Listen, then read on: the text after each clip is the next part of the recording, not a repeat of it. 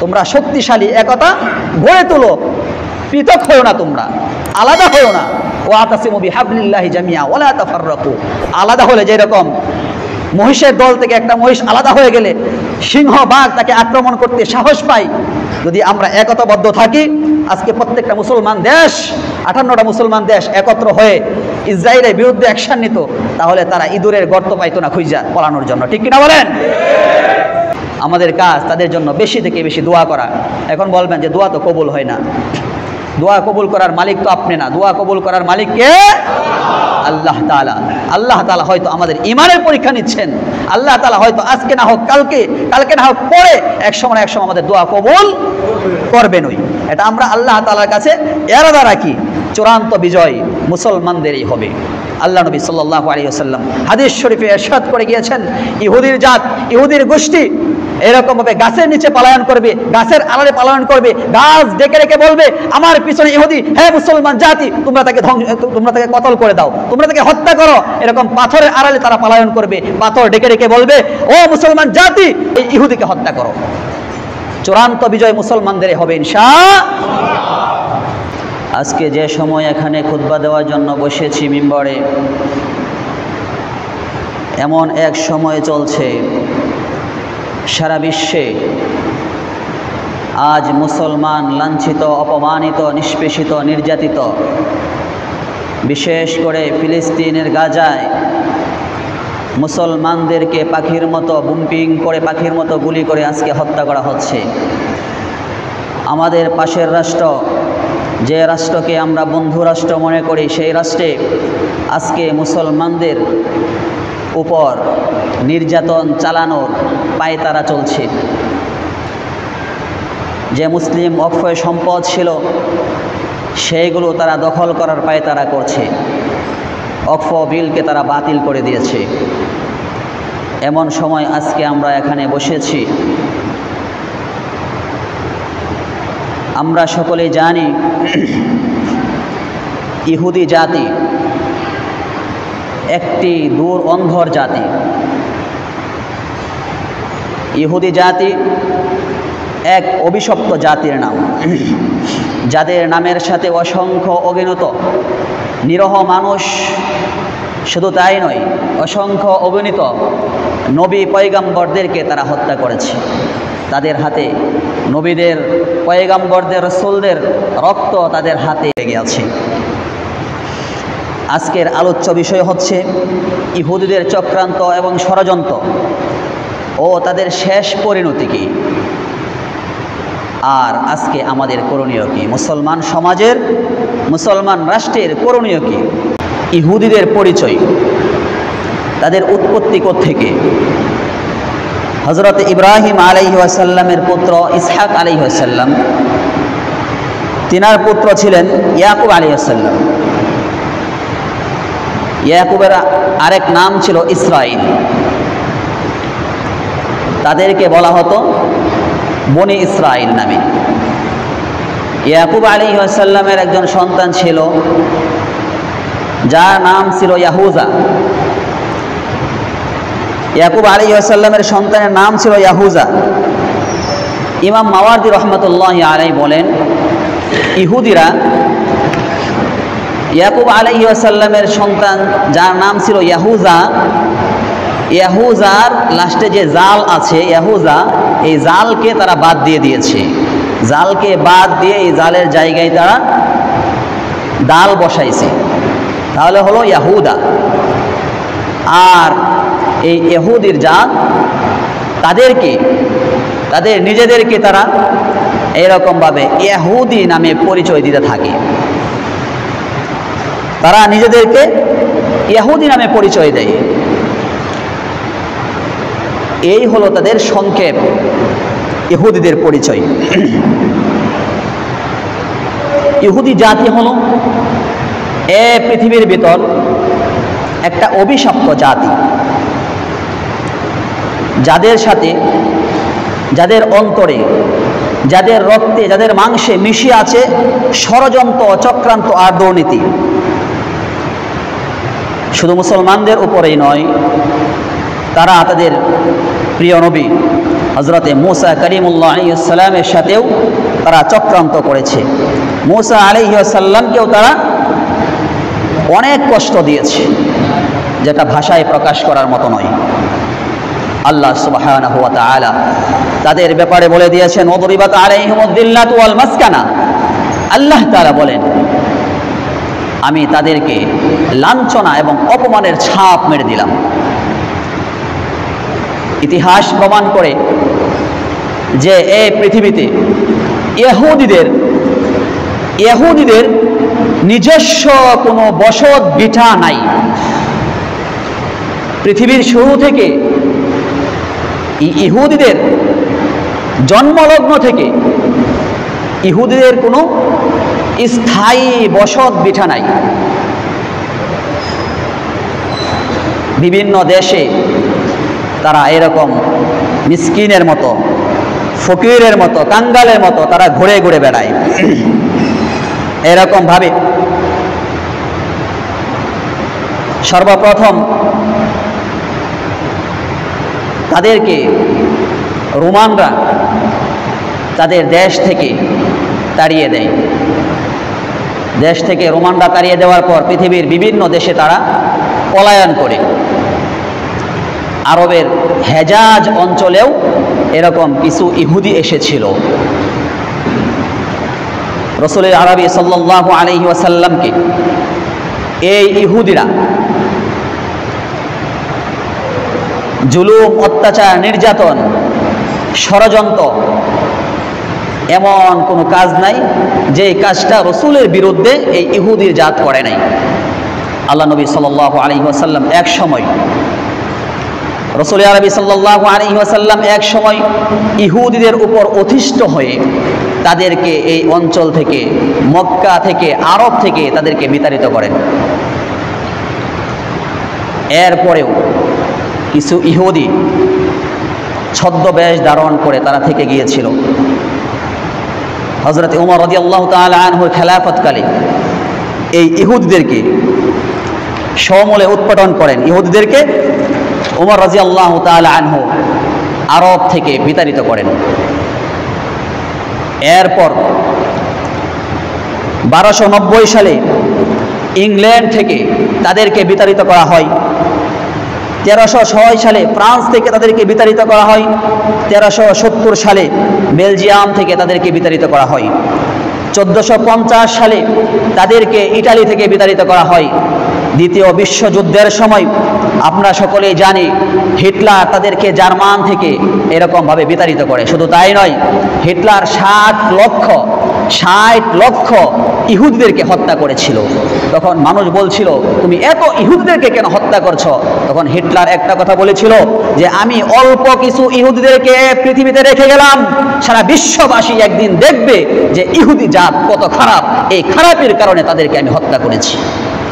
আজকে আমরা স্বচক্ষে দেখতে পাচ্ছি যে আজকের ইহুদি জাত, আজকের ইহুদি কত নিষ্ঠুর, কত পাপিষ্ঠ, কত খারাপ, কত জঘন্য হতে পারে, তা আজকে প্রমাণ হয়ে গেল। শুধু তাই নয়, 1510 সালে এরকম রাশিয়া থেকে তাদেরকে বিতাড়িত করা হয়। সর্বশেষ তারা 1920 সাল থেকে 1940 সালের মধ্যে তারা ফকিরের বেশে, কাঙ্গালের বেশে তারা ফিলিস্তিন এসে আশ্রয় নেয়। বিশ্ব সন্ত্রাস আমেরিকার ছত্রছায়ায়, বিশ্ব সন্ত্রাস আমেরিকার ছত্রছায়ায় 1948 সালে জারজ ইসরায়েল রাষ্ট্র ঘোষণা করে। সেই থেকে আমেরিকা পশ্চিমাদের ছত্রছায়ায়, তাদের অস্ত্রে, তাদের সাহায্য সহযোগিতায় ইসরায়েল ফিলিস্তিনের উপর এইরকমভাবে নৃশংস হত্যাযজ্ঞ চালাইতে থাকে। 2023 সাল থেকে আজকে 25 সাল পর্যন্ত ইতিহাসের বর্বর নজিরবিহীন ঘটনা, নজিরবিহীন হত্যাকাণ্ড তারা চালিয়ে যাচ্ছে এখন পর্যন্ত। লাখো মুসলমানদের রক্ত জড়িয়েছে, লাখো মুসলমানদেরকে এরকমভাবে তারা হত্যা করেও এখনো তাদের রক্ত পিপাসা মিটে নাই। এখনো তাদের রক্ত পিপাসা মিঠে নাই। সম্পূর্ণ গাজা, সম্পূর্ণ ফিলিস্তিন দখল করার তারা পায়তারা করছে। কিন্তু আল্লাহ নবী সাল্লাল্লাহু আলাইহি ওয়াসাল্লাম বলে গিয়েছেন, এটা আমার ঈমান, এটা আমার ধর্ম, এটা আমি বিশ্বাস করি। রাসূল আরবি সাল্লাল্লাহু আলাইহি ওয়াসাল্লাম বলে গিয়েছেন, আমার উম্মতের মধ্য থেকে এমন একটা দল বের হবে, এমন একটা দল থাকবে, তারা জীবনের শুরু থেকে নিয়ে কিয়ামত পর্যন্ত আমার এরকম আল্লাহ তাআলার রাস্তায়, ঈমানের রাস্তায়, ইসলামের রাস্তায় জিহাদ করতে থাকবে কিয়ামত পর্যন্ত। আর এই ফিলিস্তিন তাদেরই হাতে আসবে, ফিলিস্তিন তারাই বিজয় করবে, মসজিদে আকসা তাদেরই হাতে থাকবে ইনশাআল্লাহ। এটা কেউ নিতে পারবে না। আমরা হয়তো এরকম ভাবতেছি গাজা ধ্বংস করে দিয়েছে, ফিলিস্তিন ধ্বংসের দ্বার প্রান্তে, কিন্তু তারা এরকমভাবে সমস্ত ফিলিস্তিন দখল করে নিয়ে যাবে, এটা কোশ্চিন কালেও সম্ভব হবে না। কিয়ামতের আগ পর্যন্ত এটা সম্ভব হবে না। ফিলিস্তিন আমাদেরই থাকবে ইনশাআল্লাহ। এটা আমার ঈমান, এটা আমরা বিশ্বাস করি। যুগে যুগে এই ইহুদিরা ইমানদারদের বিরুদ্ধে ষড়যন্ত্র করেছে, শুধু মুসলমানদের বিরুদ্ধে নয়, তাদের নবী হযরত মূসা কালিমুল্লাহ আলাইহিস সালামের সাথেও তারা ষড়যন্ত্র করেছে, চক্রান্ত করেছে। আমরা মুসলমান এমন জাতি, কোনো নবীকে আমরা আলাদা চোখে দেখি না, আলাদা করে কোনো নবীকে দেখার সুযোগ নাই। সমস্ত নবী আল্লাহ তাআলার মনোনীত, এই জন্য সমস্ত নবীদেরকে আমরা একই পাল্লায় মাপি।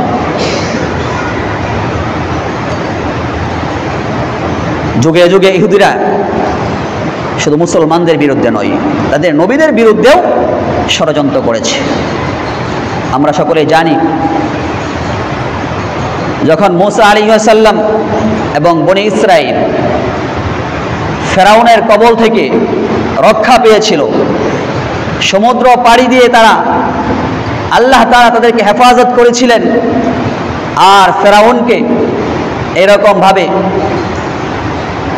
সাগরের ভেতর ইঁদুরের বাচ্চার মতো চুবিয়ে চুবিয়ে আল্লাহ তাআলা নিঃশেষ করে দিয়েছেন, ফেরাউনের বাহিনীকে আল্লাহ তাআলা শেষ করে দিয়েছেন। এরপর বনী ইসরাঈল মূসা আলাইহিস সালামকে এক পর্যায়ে বলতে লাগলো, ওগো আল্লাহর নবী মূসা, আমাদের জন্য আল্লাহ তাআলার পক্ষ থেকে একটা কিতাব নিয়ে আসেন, যে কিতাবের অনুসরণ করে, কিতাবকে অনুসরণ করে আমাদের জীবনকে আমরা পরিচালনা করতে পারি। মূসা আলাইহিস সালাম আল্লাহ তাআলার কাছে দোয়া করলেন। আল্লাহ সুবহানাহু ওয়া তাআলা মূসা আলাইহিস সালামের দোয়া কবুল করে আল্লাহ পাক রব্বুল আলামিন বলেন, হে মূসা, তুমি 1 মাস তোর পাহাড়ে ইবাদত বন্দিগিতে তুমি লিপ্ত হয়ে যাও। মূসা আলাইহিস সালাম 1 মাস রোজা রাখলেন, ইবাদত বন্দিগি করলেন। 1 মাস পর আল্লাহ তাআলার হুকুম হয় নাই, মূসা আলাইহিস সালাম এরকম ভাবে ইফতার করে ফেললেন, রোজা ভঙ্গ করে ফেললেন। আল্লাহ তাআলার বিষয়টা ভালো লাগে নাই। আল্লাহ তাআলা চেয়েছেন যে আমার বান্দা, আমার নবীকে আমি রোজা অবস্থায় আমি কিতাব দান করব। কারণ আল্লাহ রাসূল সাল্লাল্লাহু আলাইহি ওয়াসাল্লাম হাদিসে কুদসিতে বলেছেন যে আল্লাহ তাআলার কাছে রোজাদারের মুখের গন্ধ মেশকে আম্বরে থেকে আরো প্রিয়। আল্লাহ তাআলা এই মেশকে আম্বরে থেকে আরো প্রিয় আল্লাহ তাআলার কাছে। আল্লাহ তাআলা এমন সময় কিতাব দিতে চেয়েছেন, কিন্তু মূসা আলাইহিস সালাম রোজা ভঙ্গ করে দিয়েছেন। আল্লাহ তাআলা আরো 10 দিন বাড়িয়ে দিয়েছেন। আল্লাহ সুবহানাহু ওয়া তাআলা আরো 10 দিন বাড়িয়ে দিয়েছেন। আল্লাহ তাআলা বলেন, ওয়া ইয ওয়া'আদনা মূসা 40 লাইলাতান সুম্মা ইত্তাখাযতুম ইজলা মিন বা'দিহি ওয়া আনতুম যালিমুন। আল্লাহ সুবহানাহু ওয়া তাআলা বলেন, যখন আমি 40 রাত্রের প্রতিশ্রুতি দিয়েছিলাম তোমাদেরকে যে আমি মূসাকে কিতাব দেব, মূসা যখন আমার কাছে গিয়েছে কিতাব আনার জন্য, মূসা আলাইহিস সালামের পশ্চাতে তোমরা গোবৎসের গরুর বাচ্চা উপাসনা করা শুরু করে দিয়েছো। মূসা আলাইহিস সালামকে তারা পাঠিয়েছে আল্লাহ তাআলার পক্ষ থেকে কিতাব আনার জন্য। যখন মূসা আলাইহিস সালাম কিতাব আনার জন্য গেলেন, পিছনে তারা গোবৎসের উপাসনা করা শুরু করলো, গরুর বাছুরের উপাসনা করা শুরু করলো। সামরি নামক এক লোক ছিল, সে গরুর বাছুরের একটা আকৃতি বানালো স্বর্ণ আর রূপা দ্বারা। তার কাছে আগে কিছু মাটি সংগ্রহ ছিল, জিবরাইল আলাইহিস সালামের ঘোড়ার পায়ের নিচের কিছু মাটি। এই সামরি নামক লোক সে স্বর্ণরূপা দ্বারা গরুর বাছুরের আকৃতি বানিয়ে তার মুখের ভেতর এই ধুলাবালিগুলো মাছিগুলো ঢুকিয়ে দিলেন। ঢুকিয়ে দেওয়ার সঙ্গে সঙ্গে বাছুর নড়াচড়া দিয়ে উঠলো, হাম্বা হাম্বা করা শুরু করলো। তাফসীরে কিতাবে লেখে যে বাছুর, গরু যেরকমভাবে হাম্বা হাম্বা শুরু করে, ঠিক এই গরুর বাছুরটাও হাম্বা হাম্বা করা শুরু করলো। এই মূর্তিটা হাম্বা হাম্বা করা শুরু করলো। তখন সামিরি বলতেছে, ও বনি ইসরাইলের লোক, ও মুসার উম্মত, মুসা গেছে আল্লাহর কাছে কিতাব আনার জন্য, আর তোমাদের আল্লাহ আয়েশা এখানে বসে রয়েছে। নাউজুবিল্লাহ বলেন। তোমাদের খোদা আয়েশা এখানে বসে রয়েছে। এই দেখো তোমাদের খোদা। দেখে একটা মূর্তি বানাইলো, মূর্তি বানানোর সঙ্গে সঙ্গে মাটি ঢুকাইলো, সঙ্গে সঙ্গে হাম্বা হাম্বা করা শুরু করলো। আহা, এটা তো আশ্চর্য ব্যাপার, আল্লাহ তো এখানে আসলেই তো, উনি তো আসলে খোদা। এরকমভাবে 6 লক্ষ বনি ইসরাইল সঙ্গে সঙ্গে তারা এই বাছুরের পূজা করা শুরু করলো। 1-2 হাজার না, 6 লক্ষ বনি ইসরাইল বাছুরের পূজা করা শুরু করে দিল। আল্লাহ সুবহানাহু ওয়া তাআলার কাছে বিষয়টা ভালো লাগে নাই, মুসা আলাইহিস সালামের কাছে বিষয়টা ভালো লাগে নাই। মুসা আলাইহিস সালাম বলে, হাই হাই, তোমরা কি করলা? এটা আমাকে কিতাব আনার জন্য পাঠাইলা, আর তোমরা গোবৎসের অনুসরণ, গোবৎসের পূজা করা শুরু করে দিলা। আল্লাহ সুবহানাহু ওয়া তাআলার পক্ষ থেকে তাদের জন্য তাওবার ব্যবস্থা করা হলো। তাদের তাওবা কি? যে যারা এখানে 3 শ্রেণীর লোক ছিল। এক শ্রেণীর লোক ছিল যারা গোবৎসের পূজাও করে নাই, অনুসরণও করে নাই, যারা করেছে তাদেরকে নিষেধ করেছে। দ্বিতীয় শ্রেণীর লোক ছিল যারা গোবৎসের পূজা করে নাই কিন্তু নিষেধও করে নাই। যেরকম আজকে আমাদের নামদারি মুসলমান লিডাররা ফিলিস্তিনকে ধ্বংস করে দেওয়া হচ্ছে, তারপর তাদের মুখের ভেতর তালা লাগিয়ে রাখছে। এত ধ্বংসযজ্ঞ দেখার পরেও যারা মুখের ভিতর তালা লাগিয়ে রাখে তাদেরকে রসুলের ভাষায় বলা হয় বোবা শয়তান। তাদেরকে রসুলের ভাষা বলা হয় বোবা শয়তান। যারা গুনাহের পর্য দেখে, যারা গুনাহের কাজ দেখে গুনাহের বিরুদ্ধে অ্যাকশন নেয় না, বিরোধিতা করে না, তাদেরকে রসুলের ভাষায় বলা হয় কি শয়তান? জোরে বলেন, কি শয়তান? তাদেরকে বোবা শয়তান বলা হয়। আর আজকে যারা বোবা শয়তানের ভূমিকা পালন করছে, সেই দিনেও কিছু বোবা শয়তানের ভূমিকায় মানুষ ছিল। 2 নাম্বার ছিল বোবা শয়তানের ভূমিকায়, তারা পূজাও করে নাই, নিষেধও করে নাই।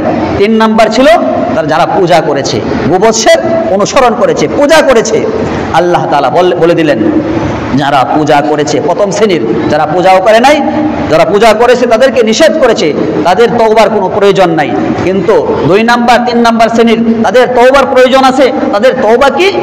যে যারা গোবৎসের অনুসরণ করেছে তাদেরকে কতল করতে হবে, তাদেরকে হত্যা করতে হবে। কারা হত্যা করবে? যারা দ্বিতীয় শ্রেণীতে আছে, যারা দ্বিতীয় শ্রেণীতে আছে, যারা পূজা করে নাই, নিষেধও করে নাই, তারা হত্যা করবে। যারা পূজা করেছে তাদেরকে কিভাবে হত্যা করবে? মুসা আলাইহিস সালামকে তারা বলে, যারা পূজা করেছে তারা বলতেছে, আল্লাহ নবী মুসা, আল্লাহ তাআলার এই হুকুম আমরা পালন করতে পারবো না, এটা আমরা বরদাস্ত করতে পারবো না। মুসা আলাইহিস সালাম বলেন, এটা তোমাদেরকে অবশ্যই করতে হবে, আল্লাহ তাআলার কাছ থেকে ক্ষমা নিতে হলে অবশ্যই করতে হবে। মুসা আলাইহিস সালাম বললেন, তাদের হাত আর তাদের হাঁটু একত্রে তোমরা বেঁধে দাও। সমস্ত লোকের হাত এবং হাঁটু একত্রে বেঁধে দেওয়া হলো। বেঁধে দেওয়ার পর মুসা আলাইহিস সালাম বললেন, যারা তোমাদেরকে হত্যা করবে, তোমরা যদি এরকমভাবে তাদের বাঁধন খুলো কিংবা তোমরা যদি তাদের দিকে তাকাও, তাহলে তোমাদের তওবা গ্রহণযোগ্য হবে না। যারা হত্যা করবে তাদেরকে তাকানোও যাবে না। এখন যারা হত্যা করবে তারা বলতেছে, ও আল্লাহর নবী মুসা, এখানে আমাদের আত্মীয় স্বজন আছে, অনেকের মা আছে, অনেকের বাবা আছে, অনেকের সন্তান আছে, আমরা কিভাবে তাদেরকে হত্যা করব? এটা তো আমাদের দ্বারা সম্ভব হচ্ছে না। আল্লাহ সুবহানাহু ওয়া তাআলা আসমানে এরকমভাবে মেঘাচ্ছন্ন করে দিলেন। অনেক সময় দেখবেন দিনের বেলা অনেক অন্ধকার হয়ে যায়, এমন অন্ধকার করলেন একজনের চেহারা আরেকজন চিনতে পারতেছে না। এরকমভাবে সকাল থেকে সন্ধ্যা পর্যন্ত বনি ইসরায়েলের 70,000 লোককে কতল করা হলো। বনী ইসরায়েলের সকাল থেকে সন্ধ্যা পর্যন্ত 70,000 লোককে হত্যা করা হলো। এরপর মুসা আলাইহিস সালাম, হারুন আলাইহিস সালাম আল্লাহ তাআলার কাছে দোয়া করে, আল্লাহ এখন তাদেরকে মাফ করে দেন। মুসা এবং হারুন আলাইহিস সালামের দোয়া আল্লাহ সুবহানাহু ওয়া তাআলা কবুল করলেন। 6 লক্ষ থেকে 70,000কে হত্যা করা হলো, আর বাদ বাকিগুলোকে এমনি ছেড়ে দেওয়া হলো, সবাইকে মাফ করে দেওয়া হলো।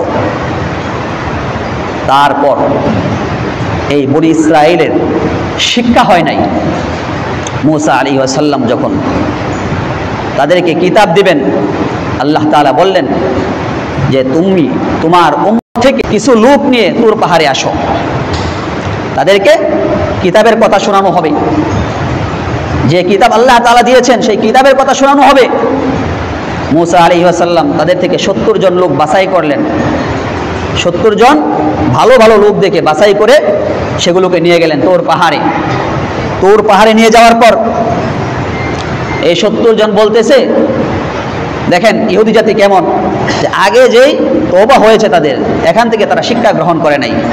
তুর পাহাড়ে যাওয়ার পর সেই 70 জন বলতেছে, ততক্ষণ পর্যন্ত আমরা আল্লাহ তাআলাকে স্বচক্ষে না দেখব, ততক্ষণ পর্যন্ত তোমার উপর ঈমানও আনবো না, ততক্ষণ পর্যন্ত এই কিতাবের উপর ঈমান আনবো না, এগুলো বিশ্বাসই করবো না আমরা। তখন আল্লাহ সুবহানাহু ওয়া তাআলা বলেন, ওয়াইদ কুলতুম ইয়া মূসা লান নু'মিনা লাকা হাত্তা নারাল্লাহা জাহরাতান ফাআখাযতুমুস সাইকাতু ওয়া আনতুম তানজুরুন। আল্লাহ সুবহানাহু ওয়া তাআলা বলেন, ওয়াইদ কুলতুম ইয়া মূসা লান নু'মিনা লাকা হাত্তা নারাল্লাহা জাহরাতান ফাআখাযতুমুস সাইকা। যখন তারা বলেছিল যতক্ষণ পর্যন্ত আল্লাহ তাআলাকে স্বচক্ষে না দেখবে ততক্ষণ পর্যন্ত আল্লাহ তাআলার উপর ঈমান আনবে না। তখন আল্লাহ সুবহানাহু ওয়া তাআলা আসমান থেকে এমন এক বজ্র দিলেন, এমন এক বজ্রপাতের মাধ্যমে এই 70 জনকে হত্যা করা হলো। এই 70 জন নিঃশেষ হয়ে গেল। আল্লাহ তাআলা বলেন, ওয়া আনতুম তানজুরুন, সেই ঘটনা তোমরা স্বচক্ষে দেখেছিলে সেদিন, সেই ঘটনা তোমরা স্বচক্ষে সেদিন দেখেছিলে। সেখান থেকেও এই বনী ইসরাইল শিক্ষা গ্রহণ করে নাই।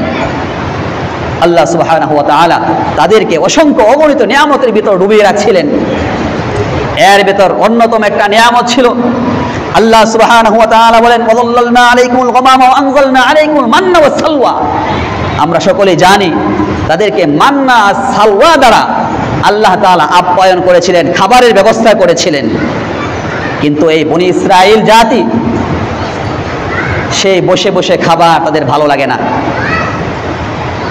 একদিন তারা বলতেছে,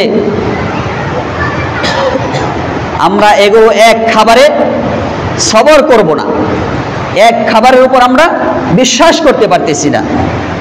আল্লাহ তাআলা বলেন, তোমরা এই খাবার জমা করে রেখো না, প্রতিদিন খাবার আসবে, এই খাবার থেকে যে উত্তম খাবার, উৎকৃষ্ট খাবার, সেখান থেকে তোমরা আহার করবে, আর বাদ বাকি যা থেকে যাবে সেগুলো তোমরা জমা করে রেখো না। কিন্তু তারা আল্লাহ তাআলার উপর পরিপূর্ণভাবে ঈমান আনতে পারে নাই, তারা জমা করে রেখেছে। সেই খাবার জমা করে রাখে, আর আল্লাহ তাআলা মূসা আলাইহিস সালামকে বলে যে আমরা এক খাবারের উপর সবর করতে পারতেছি না, বিশ্বাস করতে পারতেছি না। হে মূসা, তুমি আল্লাহ তাআলাকে বলো, ওয়াইদ কুলতুম ইয়া মূসা লান নাসবিরু আলা তুআমিন ওয়াহিদিন ফাদ'ু লানা রাব্বাকা ইখরিজ লানা মিম্মা তুনবিতুল আরদু মিন বাকলিহা ওয়া কিসরাইহা ওয়া ফুমিহা ওয়া আদাসিহা ওয়া বাসলিহা। মূসা, আল্লাহ তাআলাকে বলো আল্লাহ সুবহানাহু ওয়া তাআলা যেন এরকম জমিনে উৎপন্ন হয় এমন কিছু আমাদেরকে দান করেন।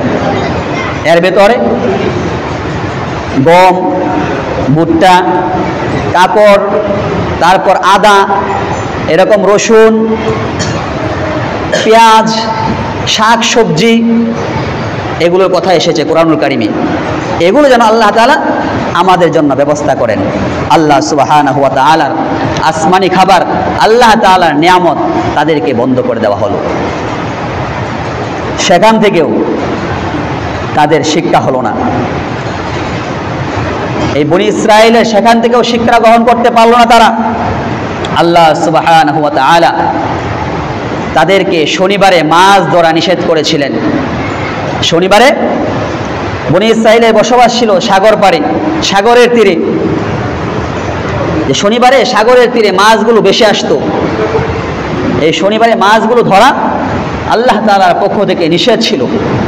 কিন্তু যেই কাজ আল্লাহ তাআলার পক্ষ থেকে নিষেধ, সেই কাজটা এই বনি ইসরাইল জাত তারা অতি উৎসাহের সাথে করত, যে আল্লাহ যেটা নিষেধ করছে সেটা আরো বেশি করব আমরা।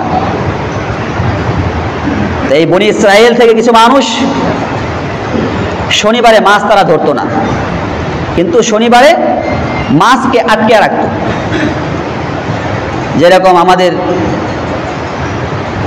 এরকম খামারে, মাছের ফিশারিতে, এরকম পুকুরে, নদীতে মাছ অনেক সময় আটকায় রাখে জীবিত থাকার জন্যে।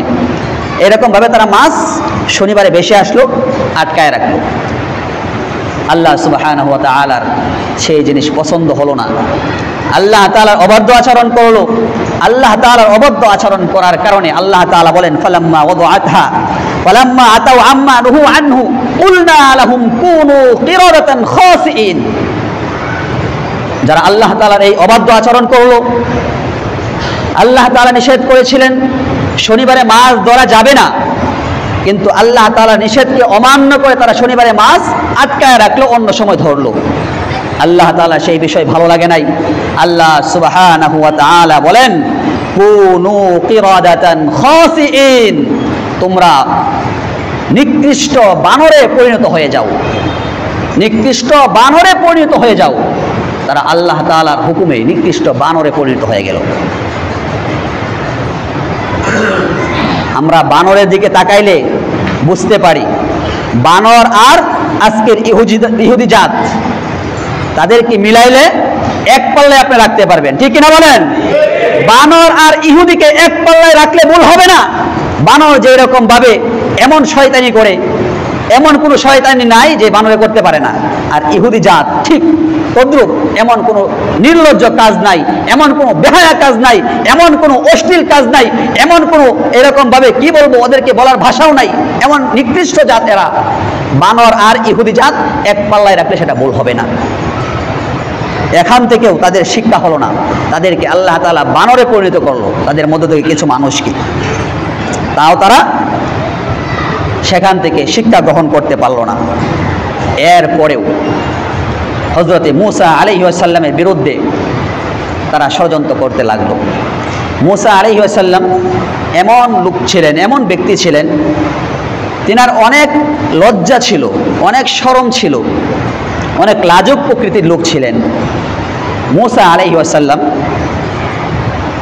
যখন বের হতেন তখন আপাদমস্তক এরকম ঢাকা থাকতো, ওনার শরীরের কোনো অংশ দেখা যেত না।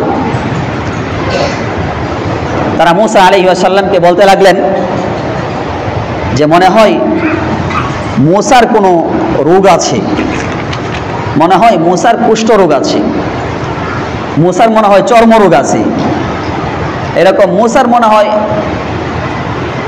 এরকম কুষ্ঠরোগ, বিভিন্ন রোগের কথা তারা এরকম ভাবে বলতে লাগলো। আল্লাহ সুবহানাহু ওয়া তাআলা কোনো নবীকে কোনো দোষ ত্রুটি দিয়ে এরকম পাঠান নাই। সমস্ত নবী পয়গম্বর আলাইহিস সালামদের আল্লাহ সুবহানাহু ওয়া তাআলা সুন্দর আকৃতি দিয়ে পাঠিয়েছেন, কিন্তু তারা মূসা আলাইহিস সালামের দোষ চর্চা এরকম ভাবে করতে লাগলেন। আল্লাহ সুবহানাহু ওয়া তাআলা তার পয়গম্বর মূসাকে এইরকম ভাবে মানুষের সামনে, ইহুদিদের সামনে সত্য প্রমাণ করবেন। আল্লাহ সুবহানাহু ওয়া তাআলা সেই কাজ করলেন। মূসা আলাইহিস সালাম একদিন এরকম ঘাটে নামলেন গোসল করার জন্যে। যেই ঘাটে মানুষ থাকতো সেই ঘাটে মূসা আলাইহিস সালাম গোসল করতেন না, দূরে চলে যাইতেন, যেদিকে মানুষ শূন্য, মানুষ নাই, সেদিকে গোসল করতেন। মূসা আলাইহিস সালাম এরকম ভাবে একদিন গোসল করার জন্য নামলেন, পাথরের উপর তেনার কাপড় রাখলেন। পাথরের উপর কাপড় রাখার পর গোসল শেষ, কাপড় পরিধান করবেন। মূসা আলাইহিস সালাম কাপড়ের দিকে অগ্রসর হচ্ছে, পাথর মূসা আলাইহিস সালামের কাপড় নিয়ে দৌড়তেছে। মূসা আলাইহিস সালাম লাঠি নিয়ে পিছন পিছন যায়, ওই আমার কাপড়, কাপড়, আমার লুঙ্গি, লুঙ্গি। মূসা আলাইহিস সালাম পাথরকে ডাকে, মূসা আলাইহিস সালাম অগ্রসর হয় দৌড়ে, পাথরও দৌড়তেছে।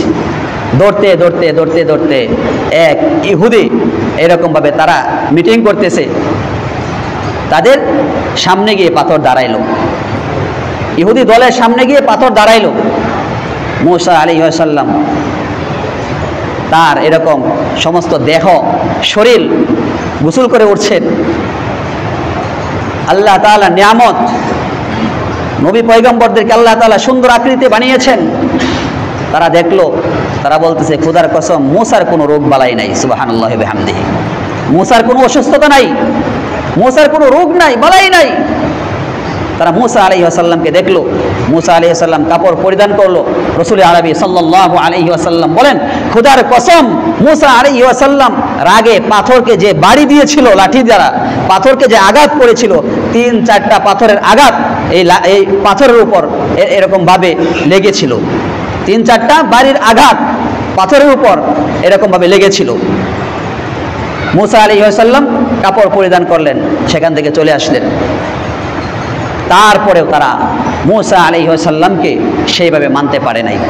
মূসা আলাইহিস সালামের অসংখ্য অবনতি দেখার পরেও তারা মূসা আলাইহিস সালামকে সেইভাবে গ্রহণ করতে পারে নাই। শুধু মূসা আলাইহিস সালাম, শুধু মুসলমান, শুধু সাধারণ মানুষের উপর তারা অত্যাচার করেনি, জুলুম করেনি, আল্লাহ সুবহানাহু ওয়া তাআলার সাথেও তারা বেয়াদবি আচরণ করেছেন। আল্লাহ সুবহানাহু ওয়া তাআলার সাথেও এই ইহুদি জাতি বেয়াদবি আচরণ করেছেন। যখন আল্লাহ সুবহানাহু ওয়া তাআলা তাদেরকে তাদের শাস্তির স্বরূপ সিনাই মরুভূমিতে বছরের পর বছর এরকম ছন্ন ছড়া করে ঘোরাইতেছিলেন, আল্লাহ সুবহানাহু ওয়া তাআলা মূসা আলাইহিস সালাম আল্লাহ তাআলার কাছে দোয়া করলেন তাদেরকে ক্ষমা করেন।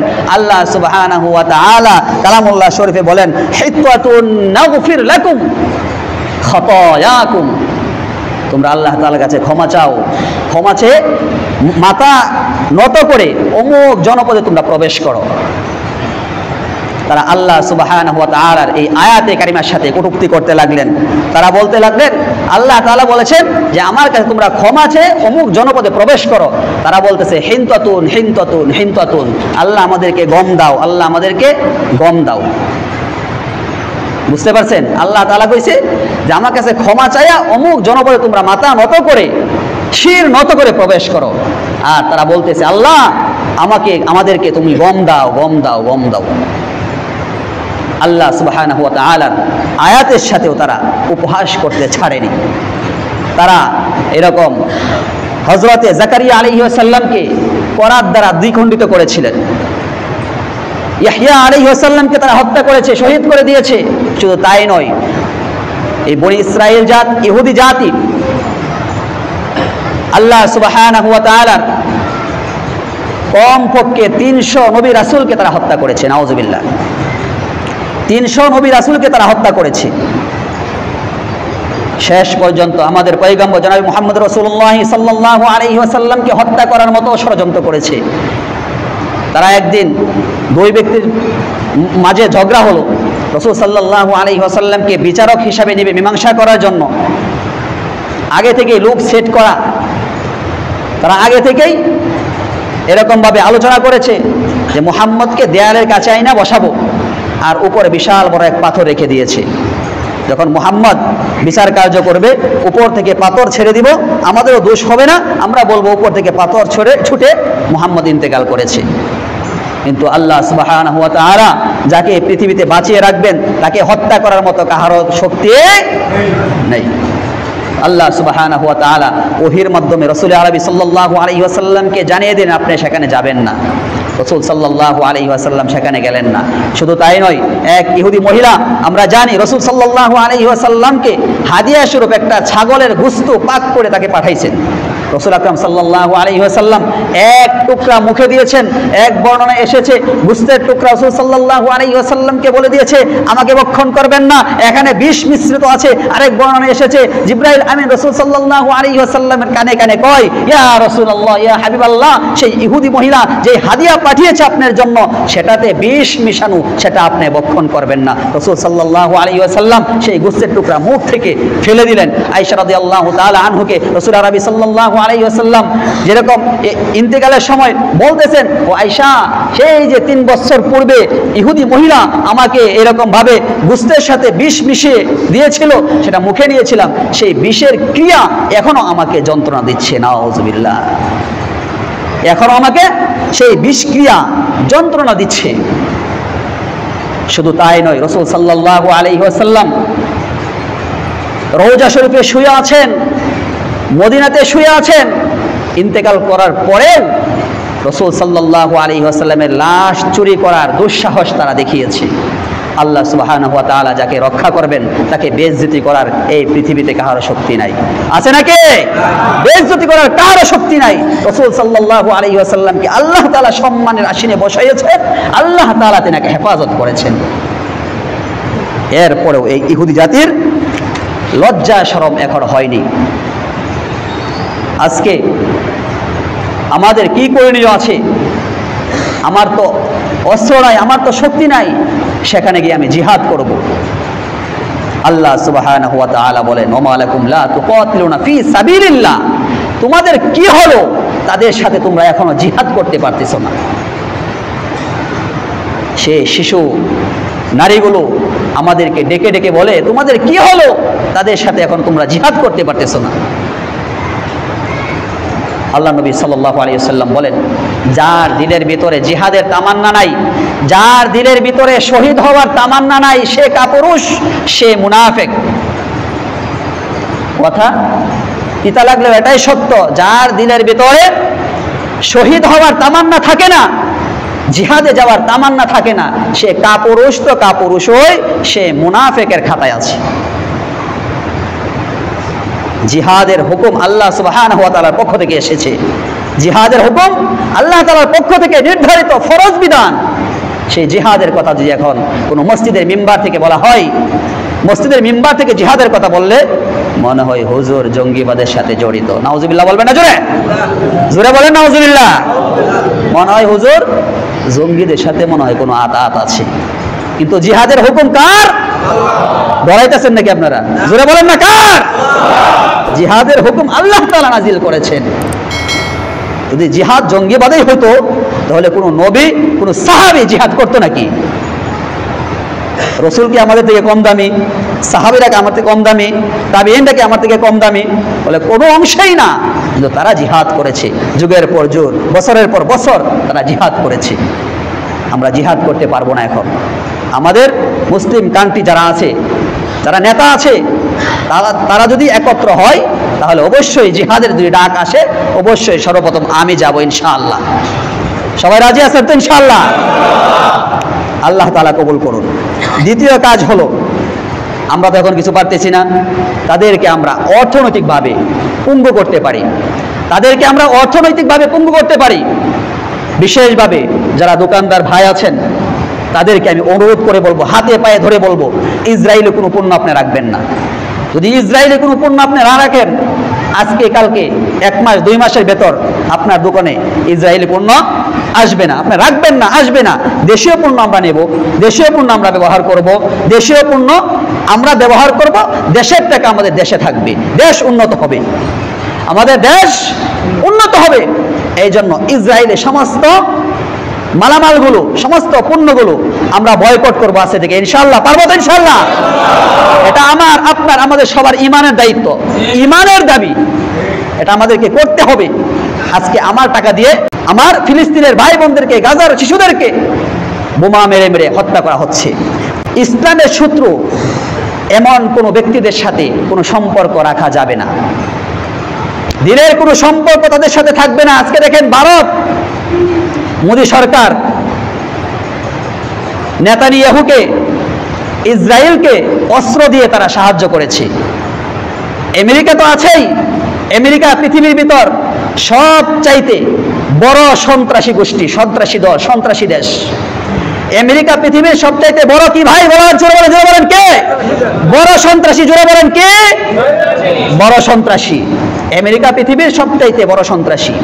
শুধু আমেরিকাই নয়, ইন্ডিয়া আমাদের পাশের দেশ, যে দেশে 40 কোটি মুসলমান বসবাস করে, সেই দেশের প্রধানমন্ত্রী ইসরায়েলকে অস্ত্র দিয়ে তারা সহযোগিতা করেছে। তাদের সাথে আমাদের সম্পর্ক রাখা যাবে না। শুধু তাই নয়, আজকে ভারতেও মুসলমানদেরকে নিঃশেষ করার জন্যে, মুসলমানদের মসজিদ, খানকা, মুসলমানদের ঈদগাহ, মুসলমানদের কবরস্থানগুলো দখল করার জন্য তারা ওয়াকফ বিলকে বাতিল করে দিয়েছে। এগুলো বাতিল করার জন্য, মসজিদগুলো ঘুরিয়ে দেওয়ার জন্য অনেক মসজিদ তো ঘুরিয়ে দিয়েছে, এগুলো বাতিল করার জন্য, ঘুরিয়ে দেওয়ার জন্য তাকে ওয়াকফ বিলকে তারা বাতিল করে দিয়েছে। শক্তিশালী একতা গড়ে তোলা, আল্লাহ তাআলা বলেন ওয়াতাসিমু বিহাবলিল্লাহি জামিআ ওয়ালা তাফাররাকু, তোমরা শক্তিশালী একতা গড়ে তোলো, পৃথক হও না, তোমরা আলাদা হও না। ওয়াতাসিমু বিহাবলিল্লাহি জামিআ ওয়ালা তাফাররাকু, আলাদা হলে যেরকম মহিষের দল থেকে একটা মহিষ আলাদা হয়ে গেলে সিংহ বাঘ তাকে আক্রমণ করতে সাহস পায়, যদি আমরা একতাবদ্ধ থাকি, আজকে প্রত্যেকটা মুসলমান দেশ, 58টা মুসলমান দেশ একত্র হয়ে ইসরায়েলের বিরুদ্ধে অ্যাকশন নিত, তাহলে তারা ইঁদুরের গর্ত পাইতো না খুঁজা পড়ানোর জন্য, ঠিক কিনা বলেন? আজকে আমরা একতাবদ্ধ হতে পারতেছি না। 5 নাম্বার, আমাদের কাজ তাদের জন্য বেশি থেকে বেশি দোয়া করা। এখন বলবেন যে দোয়া তো কবুল হয় না, দোয়া কবুল করার মালিক তো আপনি না, দোয়া কবুল করার মালিক কে? আল্লাহ তাআলা। আল্লাহ তাআলা হয়তো আমাদের ঈমানের পরীক্ষা নিচ্ছেন, আল্লাহ তাআলা হয়তো আজকে না হোক কালকে, কালকে না হোক পরে এক সময় আমাদের দোয়া কবুল করবেনই।